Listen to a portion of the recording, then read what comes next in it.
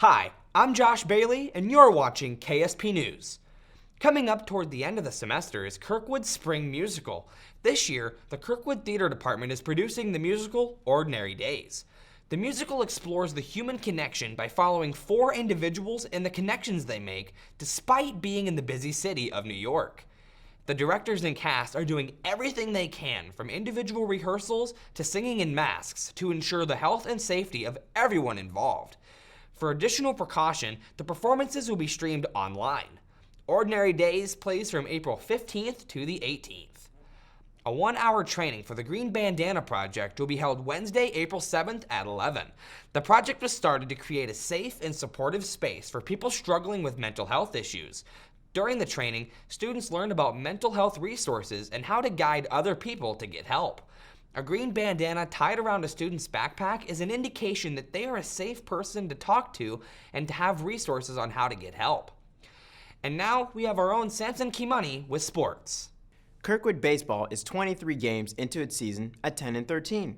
After a rough start of a 6-game losing streak, the Eagles have been up and down, right now on a 2-win streak. Kirkwood's in-conference record is 6-6, which makes them tied for 6th in the standings. Trevor Burkhart has been an outstanding sophomore for this team, leading the conference with 16 stolen bases. Kirkwood's softball team has played 25 games and earned a record of 20-5. They have an almost perfect record of 9-1 in conference and tied for second and are on a 4-game winning streak.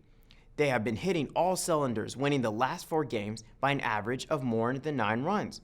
Corey Wedeking has been a cut above as a freshman pitcher, throwing the second most strikeouts and wins in the conference, as well as having the second best ERA.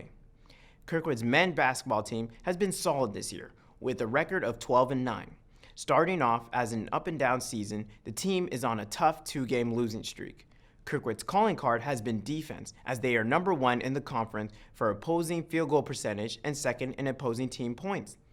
Blake Brinkmeyer, a sophomore, has been a leader for this team. He has the 7th best field goal percentage in the conference while leading the team in points. Kirkwood women's basketball team has been dominant this year, cruising to a record of 18-1. The only loss was by 5 points and resumed business with the next game winning by 68 points. The Eagles are tied for first in the conference and are ranked second in the nation. Courtney Drake has been a reliable sophomore for this team, starting every game this season and leading the team in scoring while having the best 3-point percentage in the conference. Kirkwood golf has been excellent this year, getting first and second in the last 2 meets. While they haven't had any conference play, they have been very competitive against the talented teams that they have faced. The team will be looking to sophomore James Morgan to lead the way, as he has the 10th best compare record against the conference and the 7th best adjusted scoring average. Kirkwood volleyball has been a force to be reckoned with this year, with a record of 17-4. The Eagles are 3rd in the conference and are on a 5-game winning streak. The team's specialty has been blocks, getting the most per set in the conference. A freshman who has been especially efficient is Jada Golden-Smith, who has the 4th most blocks per set, with her teammates Maggie Peters and Emily Strauss also ranking in the top 10. This has been Kirkwood Sports with Samson Kimani. Since March of 2020, Iowa Hall has been undergoing major renovations, being transformed into the new Student Center. After 2 full years of careful planning, Kirkwood has hired Larson Construction to take on this major project. According to Monica Davis, Kirkwood's Senior Director of Construction and Facilities Planning, construction is expected to be completed in June of 2022. The new Student Center was designed to improve accessibility for diverse student groups. This includes, but is not limited to, making all the spaces ADA accessible and the inclusion of gender-neutral restrooms.